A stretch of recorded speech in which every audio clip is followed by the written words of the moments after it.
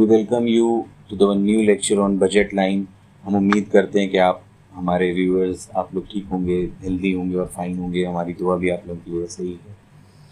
आज जिस बारे में हम लोग बात करना है, जिस बारे में हम लोग को डिस्कस करना है, वो बहुत ही इंटरेस्टिंग टॉपिक है, that is related to the budget line. हमें ये जानना है कि what is basically budget line. And budget line को समझने से पहले हमें ये जानना है कि बिकॉज बजट लाइन एक कंसेप्ट है इंडिफरेंस एनालिसिस के पार्ट का, इंडिफरेंस एनालिसिस में ही बात आती है, तो we have to be sure कि what is indifference curve, what is indifference analysis. हम लोग बहुत डेप्थ में चीज़ के नहीं जाएंगे, बट हम एक ओवरव्यू देंगे क्योंकि हमारी कुछ वीडियोस पहले मौजूद हैं अभी। मैं लिंक डिस्क्रिप्शन पे दे दूंगा और कार्ड में दे दूंगा, आप लोग उसको एक बार गो थ्रू करेंगे तो चीज़ें क्लियर हो जाएंगी। What is basically indifference analysis. यहाँ पे किसी भी कंज्यूमर के पास मोर देन 2 कमोडिटीज़ होती हैं और उन 2 commodities for example X and Y 2 commodities होती हैं, and between these 2 commodities the consumer has to make his or her choice. और ये डिफ़र करता है, ये किस तरह से हम चॉइसेस करते हैं on the basis of our preferences, कि हम किस चीज़ को ज़्यादा प्रेफरेंस दे रहे हैं। We have to make the choices between the 2 commodities that are available for the consumption. In this case, there are 2 commodities, that is X and Y. You can name them also. Say for example, X is the X commodity, that is wheat, and you can name Y commodity as X commodity as rice and Y commodity as wheat. You can name any of the commodities. So this is basically indifference analysis. तो indifference curve analysis sir Allen और Hicks के बारे में ने इन theories को दिया था, present किया था, और इस बेसिस पे हम लोग जो बात करते हैं, जो बच्चे पुरानी वीडियोस को एक बार देख लीजिएगा और वो चीज़ें आपकी क्लियर आउट हो जाएंगी। हम लोग सीधे टॉपिक पे आते हैं। Say for example when you are talking about the budget line, basically budget line means, अगर हम लोग जनरल लेवल में बात करें, that is what is budget. Budget of the consumer can be drawn on the basis of the prices of the 2 commodities and the income of the consumer. Say for example, income, here we are, when you are talking about the income of the consumer doesn't mean that what you are earning, it means the disposable income. Income का मतलब वो नहीं कि जो आप कमाते हैं. Income means the disposable income which you are left over with after making all the compulsory adjustments, all the compulsory expenditures. तो disposable income वो income है जो हमारे पास खर्च करने के लिए मौजूद है. Say for example, if the disposable income is left with 1000 rupees with the consumer, and there are in the market, when you are going to the market, there are 2 commodities on which the consumer has to make the choice. Between 2 commodities, the consumer has to make the choice. The first is rice and another is wheat, and the price of this rice per kg of rice, ये बातें आपके सामने given होंगी. Obviously अगर आप market में जाएंगे तो आपको प्राइस पर केजी, आपको हर चीज़ पे मतलब price tag is attached to every single commodity you are going through the market. So price per kg of right, for example of rice is 10 rupees per kg, and the price of wheat is 20 rupees per kg. So this is the whole scenario that the consumer is facing in the real market. अब अगर हम इसको एक generally graphical form में नहीं बल्कि हम एक नॉर्मल हम बात करें, तो अगर आप देखिए कि इस 1000 रुपये में ये आदमी मैक्सिमम अगर ये पूरा पैसा सिर्फ राइस पे लगा दे तो क्या होगा, तो हम ये देखेंगे कि ये सिर्फ 100 kgs ऑफ राइस खरीद पाएगा. Maximum 100 kgs of rice can be purchase with the given income of 1000. कैसे? 10 rupees per kg into 100 kgs, that is the whole income of 1000 rupees will be spent. Similarly, अगर wheat पे देखें तो wheat पे he can spend maximum of 50 kgs. He can maximum purchase 50 kgs amount. How? 20 rupees per kg दाम था, 50 kilo खरीदा, 5 2 10 और 2 0 और 1000 रुपीज इनके अभी भी पूरी तरह से खर्च हो गए. तो देखने को हमें क्या मिला, इसको मैं ज़रा सा ब्रैकेट में कर दिया था वहीं पे. 50 kgs. तो ये चीज़ हमारे सामने एक शेड्यूल के फॉर्म में आ गई। अगर हम इसको यहाँ पे और क्लियरली देखें बना के, so when we are talking about the rice and here we are talking about wheat. For simplification you can just make this particular table. The price of rice, as you know, is 10 rupees per kg. The price of wheat is 20 rupees per kg. So 10 into 100 kgs of rice can be purchased with the given income of rupees 1000. Similarly, with the price of 20 rupees, the maximum of 50 kgs wheat can be purchased with the given 1000 rupees. ये हमने एक scheduler representation आपके सामने बना दिया. Now moving towards the graphical representation based on the above discussion. अगर हम इसका एक ग्राफिकल रिप्रेजेंटेशन देखें, किस तरीके से हम लोग एक ग्राफ में इसको पोर्ट्रे करेंगे. So we will see that if you see that this is a graph for that.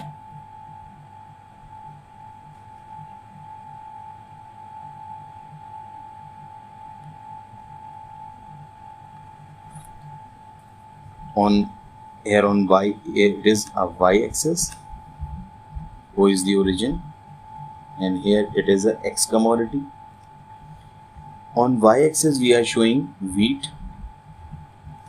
X-axis we are showing rice. If you just go through this,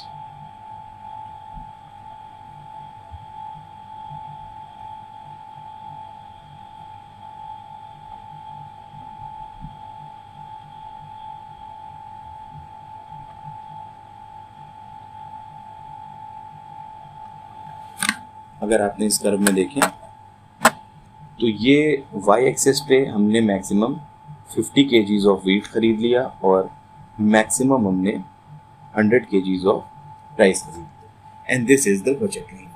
budget, what is budget line? Exact definition की बात करें, so budget line is an imaginary line that is drawn by the consumer with the given prices and the income of the consumer.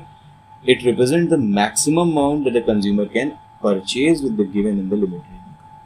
कितना maximum consumer खरीद सकता है. तो ये एक मैक्सिमम लाइन बन गई कि beyond which a consumer can not make purchase. So 50 kgs is the maximum amount that he can purchase a wheat and 100 kgs is the maximum amount that can be purchase in the form of rice. इसके बाहर consumer नहीं जा सकता. Consumer can not make the choices beyond this point. Now अब हम बात करते हैं, ये तो हमने बात कर ली what is basically budget line is.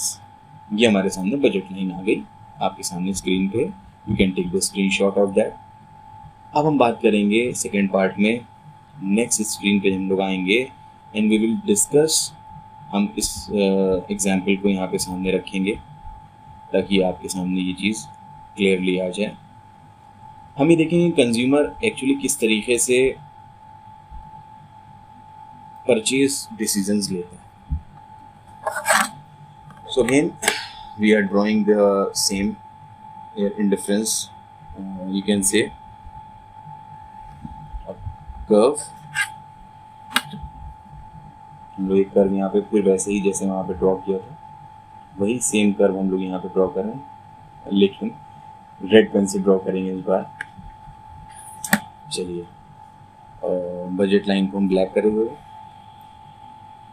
ये तो थोड़े थोड़े चेंजेस हम लोग कर सकते हैं. और ये हमारी बन गई बजट. अब आप देखें कि जैसे हमने पहले बनाया था, ये है हमारा y एक्सेस, सेम एग्जांपल. ये हमारा x एक्सेस है और ये हमारा पॉइंट ऑफ ओरिजिन है.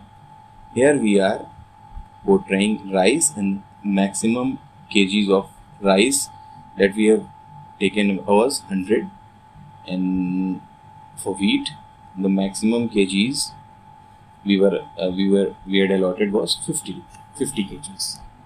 तो ये हमारा बजट लाइन थी. अब for the sake of consumer equilibrium हम हेडिंग डालना भूल गए, आप इसको हेडिंग डाल लीजिएगा। When you are talking about the consumer equilibrium, किस तरीके से कंज्यूमर इक्विलिब्रियम बनेगा? With the help of consumers equilibrium.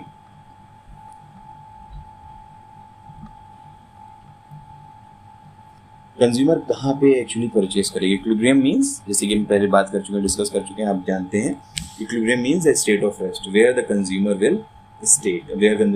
Will make purchases.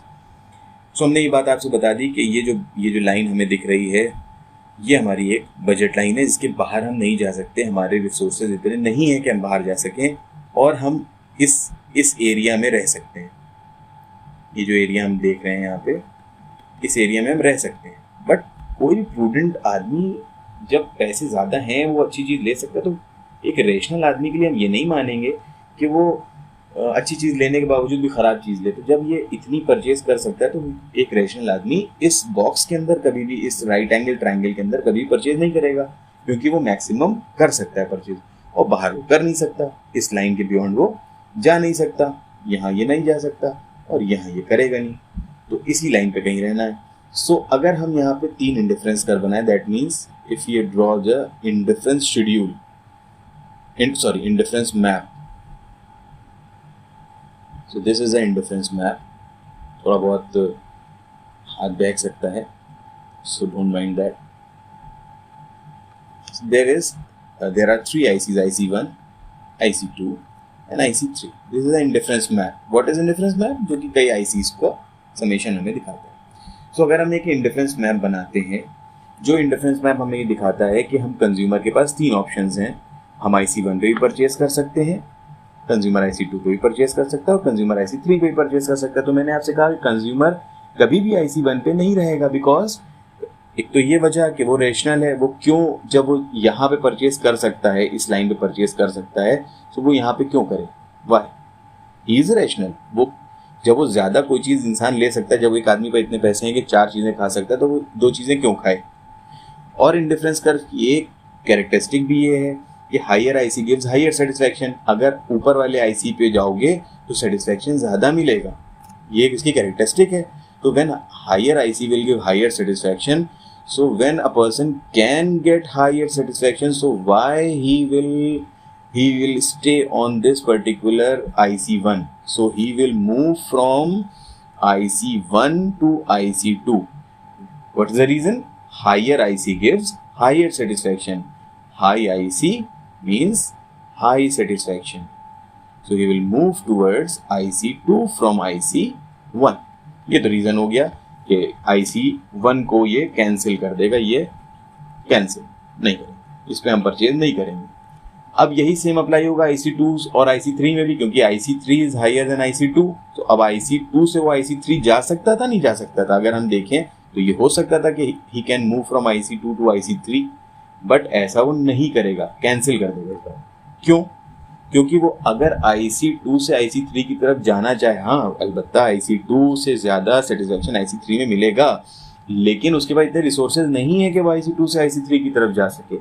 तो बट ऑब्वियस वो IC3 की तरफ नहीं जाएगा, because it is beyond his capacities, it is beyond his budget.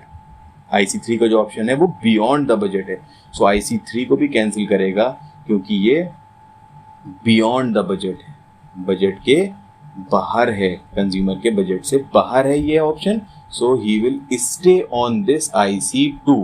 IC2 is the optimum level है where the consumer will make purchase. ये एक बहुत ही सही ऑप्शन है। He will opt for IC2। IC1 को भी कैंसिल करेगा, IC2 विल स्टैंड कैंसिल।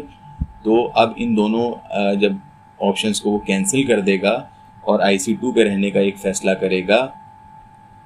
अगर हम यहाँ पे देखें तो हमने क्या क्या देखा, उसने सबसे पहले IC1 को कैंसिल किया। क्यों? क्योंकि ये लो ऑप्शन था। IC3 को भी कैंसिल किया। क्यों? क्योंकि ये बियॉन्ड द बजट था। और IC2 को वो ऑप्ट करेगा IC2 को चूज करेगा। अब IC2 को पूरा तो चूज कर लिया उसने, लेकिन अब वो परचेज करेगा, क्योंकि हमने कहा पॉइंट ऑफ इक्विलिब्रियम, तो पॉइंट कहाँ है? So the point of equilibrium is where IC2 is tangent to this line. जहां से ये इस लाइन को छूता हुआ गुजर जाएगा वो पॉइंट कहलाएगा इक्विलिब्रियम का पॉइंट।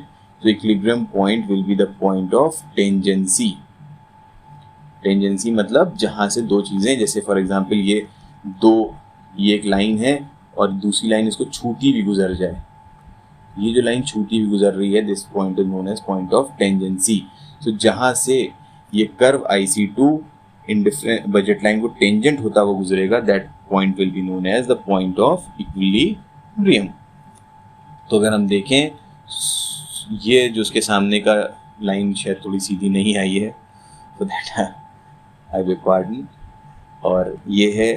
सो फॉर एग्जांपल यहाँ पे अगर हम देखें तो 50 kgs is purchasing rice and 25 kgs is purchasing wheats। तो अगर हम देखें इसको यहाँ पे, तो जो ऑप्शन इन्होंने लिया है कंज्यूमर ने कि he will choose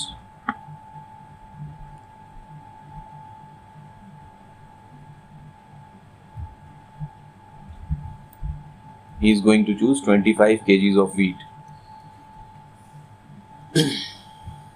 So अब हम यहाँ पे देख रहे हैं the price of wheat was 20 rupees per kg and 25 kgs उसने wheat खरीद लिया। तो 25 into 25 that will be equal to 5,000 rupees। Sorry, I'm sorry, 500 rupees।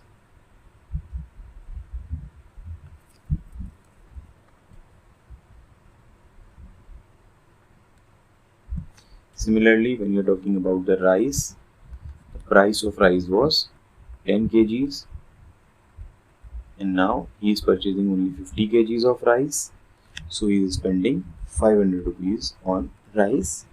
So the whole income was 1000 rupees and the consumer is spending the whole 1000 rupees on two commodities in such a way that he is allocating his income on wheat for 500 rupees and he is allocating 500 rupees on rice, and with the given allocation he is purchasing 50 kgs of rice and he is purchasing 25 kgs of rice of wheat, of which he can purchase a maximum of 50 kgs of wheat, जिसमें कि वो 50 kg maximum खरीद सकता था, जिसमें कि वो 25 kilo खरीद रहा है वीट के, और वो मैक्सिमम 100 किलो राइस खरीद सकता था, but he is only purchasing 50 kgs of rice। So this is how the consumer will make the equilibrium with the help of indifference curve analysis and the budget line। The concept of budget line is this। अगर इस particular lecture में कोई ऐसा point हो जो समझ में ना आया हो, so you are free to ask me। WhatsApp channel, WhatsApp group है हमारा, गिवन डिस्क्रिप्शन बॉक्स में लिंक है, टेलीग्राम का लिंक है। You can contact me anywhere on any social networking site, on Facebook, Instagram and all. कहीं भी कोई दिक्कत आती है, you are free to ask me for that. Till then, thank you, stay safe, take care.